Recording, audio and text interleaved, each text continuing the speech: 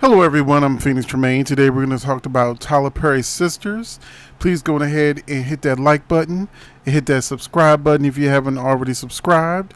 And also, give this channel a try. Now, it depends on which channel you're watching this. I have two channels.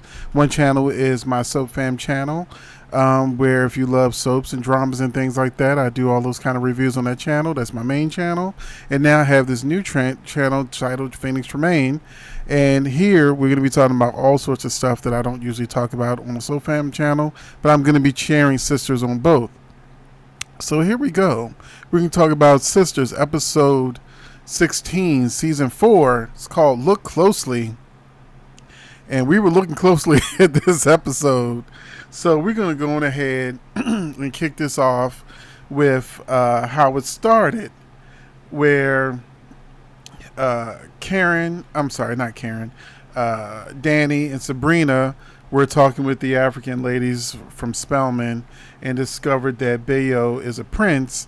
And after a quick Google search, Danny realized, holy crap, it's true. He really is a prince. And, she said, B-word, you're effing Black Panther and Eddie Murphy all rolled into one. And what I instantly thought of was how Sabrina is so neurotic. I said, look at Sabrina. She about to go in her head. She going to be overthinking this. She already thinking about being a queen and how much pressure is going to be in the whole country. Have the whole country. She's the new Meghan Markle. She was already cracking under the pressure. So I don't really think this is going to go well. It's bad enough her relationship with Calvin's all over the place. But this new one with Bayo, I still don't feel like this is going to be a romantic, loving relationship. I feel like he's going to be part of his sex trafficking ring, this part of Danny's storyline, or he's going to be controlling. Something's going to happen where Tyler Perry is going to turn this upside down, and Sabrina's going to have a whole new nightmare that probably Calvin will save her from. But, we'll see. It's still pretty early. We also had Aaron finally winning over Karen this week with a poem in a picture that she swore didn't look like her. He's like, no, it's you older. I made a picture of you older, and inside the lines of I guess her face in the picture is words. And so she's all crying and whatnot. And I told my friend who I watched Sisters with, I was like, watch them panties come off. Watch the panties come all the way off. First tear. I said, okay. She knows Zach is all Fatima all the time. And this might be his baby. So go ahead and give him some. So, and we see next week, Danny and the girls are going to burst in while they're on the couch making out. So I don't even think he'll actually hit it. But at least she opened the door. He wanted to come in. They just gonna get interrupted. Moving on, El Fuego from the series on BET Plus that will be coming back on July 14th for all the Queen's Men. Nice seeing him on this show as well, where he's doing his non-stripper duties.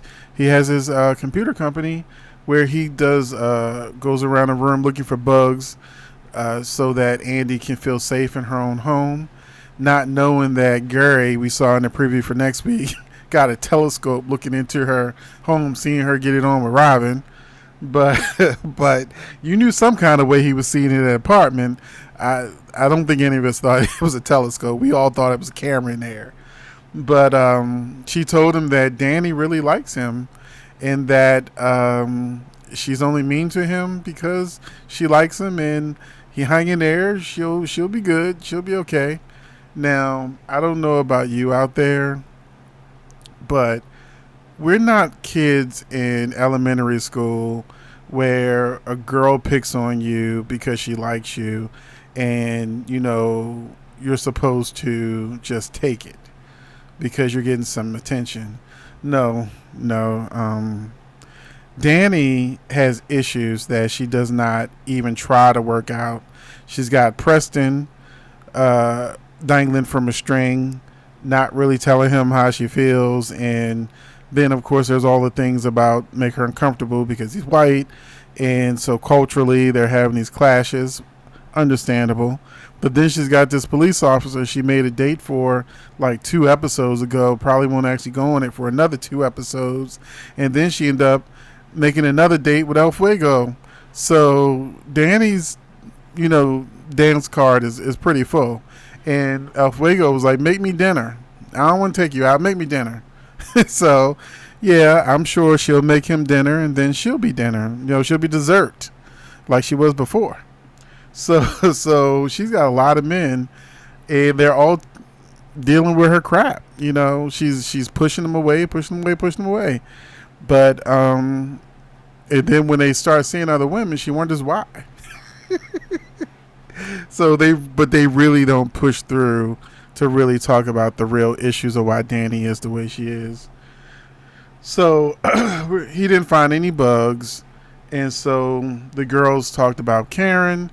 And Danny made a real good point because Andy was like, we need to remind her of all the bad things. And Danny was like, well, we try to remind you all the bad things that Gary's done. And Andy wanted to change the subject. So check and mate. So eat your food and go sit down in the corner when you talk about men. Okay. So, they head on over to bust in on Karen to try to help her get over Zach when she's already trying to get under Aaron. Then we had the really nice moment of the couple we actually root for, Zach and Fatima, where, he had a little tiny scene of him in jail calling Fatima on the phone and them basically talking about how much they going to back each other up. And he's glad that, she went rogue on Hayden and he did the same thing. And so, he's like, I'm going to be out soon. But we saw the promo. May not be as soon as he hopes. But they just need to get to the point of the woman who's trying to say Zach is her baby's father isn't really the baby's father. That way he can get out from under this being put on parole again and the child support and all the things that's going on. We need to just move on from that. I hope that doesn't carry over to the Zatima show that we'll be getting on BET Plus. I actually would love a fresh storyline for them for having their own show and leave these storylines on Sistas for them to come back to. So the last thing that happened on the show to talk to, and this is very disappointing for me, although I think that's not going to be what it looks like, because Tyler Perry loves a good bait and switch, make you think something's going to happen in the scene and it's something completely different. So Maurice went to a gay bar and ran into Calvin, who was pissy drunk, and Calvin was laid into him about, him being a terrible person for not wanting Q to give Q a second chance. Maurice is like, well, maybe you want to give him a second chance because you really want him. So that was pretty much setting up the scene that was coming, because when Calvin goes home, there's Q on a couch, where he's supposed to be sleeping, and he wakes him up and talks to him and then starts talking to Q about, his sexuality. And then even though Q, and it sort of like ruined everything they were trying to build up with making Q a nice guy, when Q started talking about he's cash sexual, that if the money's right, he'll do whatever, except he's not going to be the one to be bending over. He'll bend you over, but you ain't bend him over. And that's probably due to him being molested, which is what he was talking about, like a scene or two ago. So during that conversation, Calvin reveals that he was with Sabrina and he used her little buzz and he wanted it on himself. So Mr. Cash Sexual, who didn't ask for any money, said, well, you want to feel the real thing? You want to try the real thing? And this is a very uncomfortable scene because we talked about issues of consent ever since the whole Me Too and all of that. Consent issues have been something that a lot of us have really talked about, and how a person who is that inebriated can't technically give consent. And if you do something with them, then you are violating them because they can't legally give you permission, and they can send you to jail. They can say, you did the R word, because we can't say certain words on YouTube, that you did the R word, and now you may or may not be going to jail, having a record, or have your whole life ruined. So Calvin clearly can't give consent to Q, but Q is aggressively trying to push up on Calvin. Probably wants some booty. He's just probably horny since he didn't ask for any money, or he'll probably try to do what he did to Maurice, and after the fact then try to ask for some money. But it's made to look like, because when Maurice comes home, that he goes to the room, looked like maybe it was his room, and he starts screaming, and so we the viewers are led to believe that Calvin and Q are doing the do. And I don't think that's what's going to happen. Tyler Perry can surprise me and they actually go through with it.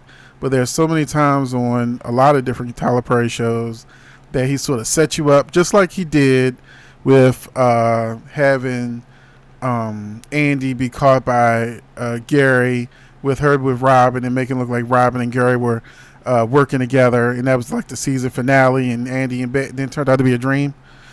So that's what I mean by the Tyler Perry bait and switch, making you think something's going to happen that isn't.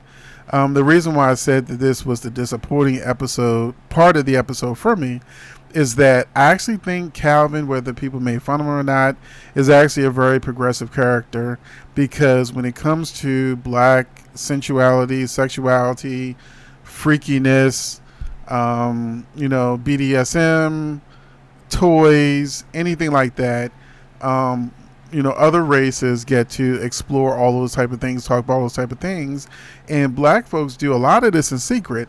And I'll share something with you. One of my good friends is a dominatrix, and she told me that there are only 2 guys she's been with that didn't let her peg them. If you don't know what pegging is, it's when a woman puts on a strap on and she's doing the bending. She's making a man do the bending and he's taking it. And, she don't really be dealing with dudes that are feminine or anything like that. These are straight guys that you would never know she's pegging the freak out of them. And there's just so much about black eroticism and things like that that kind of get ignored. And I think I would give credit to Vivica Fox for saying that, I'll say it like this, she tossed a 50-cent salad. Ever since then, in movies, let's call them movies, it's like every black guy's got his legs up now when you watch flicks.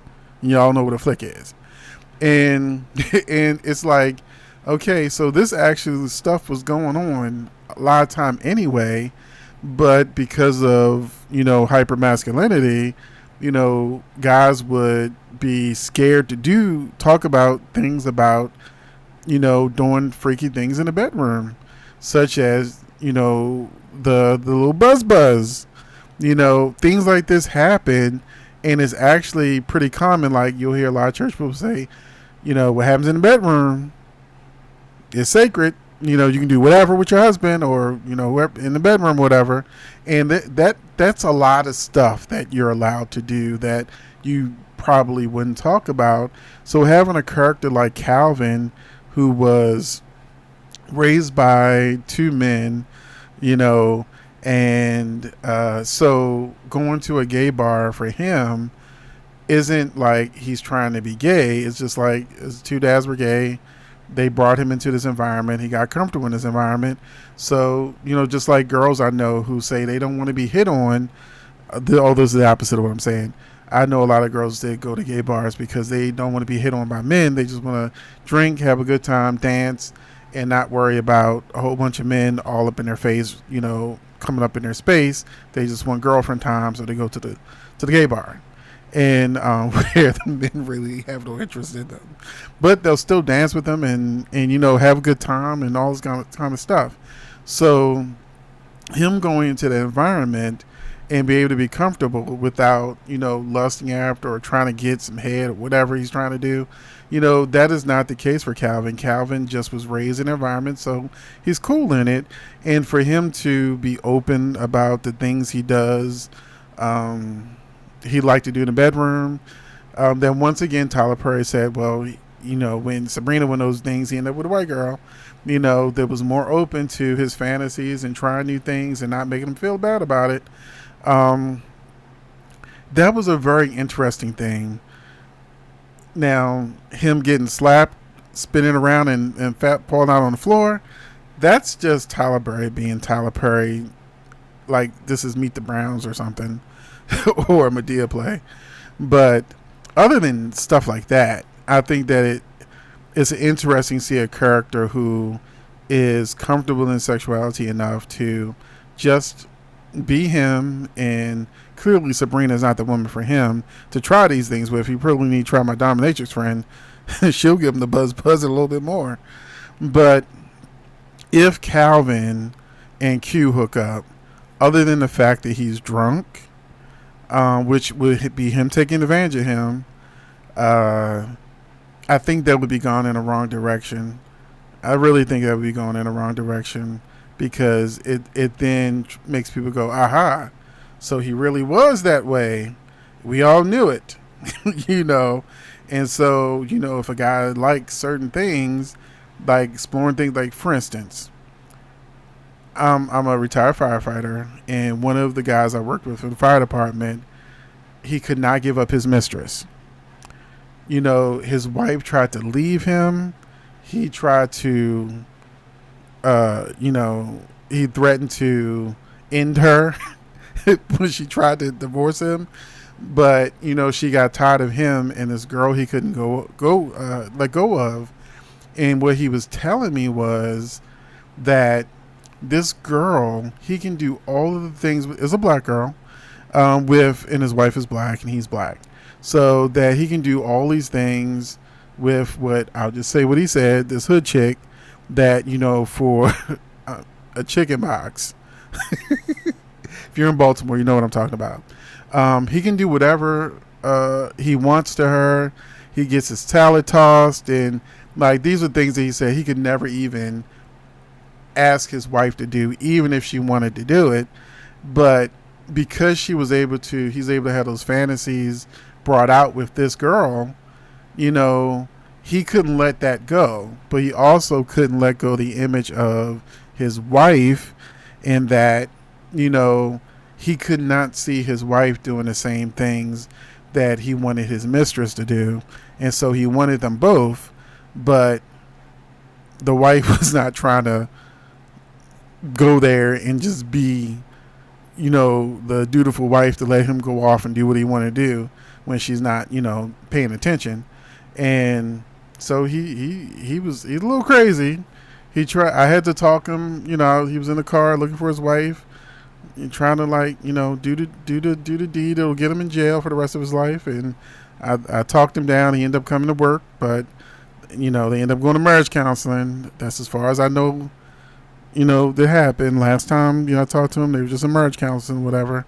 But the idea that, some black folks can have a disconnect about allowing themselves to have fantasies and try new things with the one that they're married to or is their main girlfriend or whatever, we need to have more conversations and more shows that depict these type of relationships so that we can sort of merge them as one.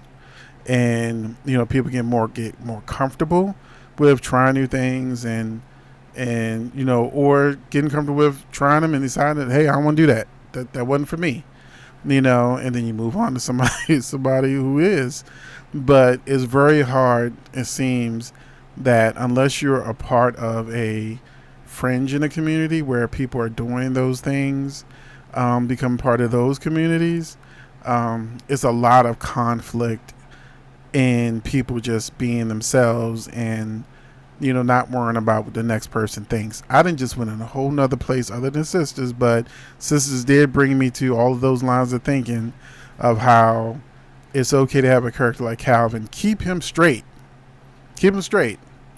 But don't just go the easy route and say, oops, it was what you thought it was, which in real life that happens too, but that's another story and for a different day. So that's it. I didn't even mention Robin and how he got Hayden to admit that him and Fatima had sex, and that it's also against the policy for them to have sex, not knowing that he's about to be the boss. And I was trying to think of how Tyler Perry's going to fix this, because Fatima's going to come back to the work. She's going to come back to the job, and that means Hayden has to get rid of his restraining order against her so that she can actually enter the building. So that means Robin is going to have to use his weight to force Hayden to drop the lawsuit against Zach, and also to drop the lawsuit against Fatima, so that she can come back to work and Zach can get out of jail. And then Zach has just got to clear up this child support stuff so they can get off his back and leave him alone, and we can move on to another storyline. Right now we're on episode 16, which means we only got about 6 episodes left.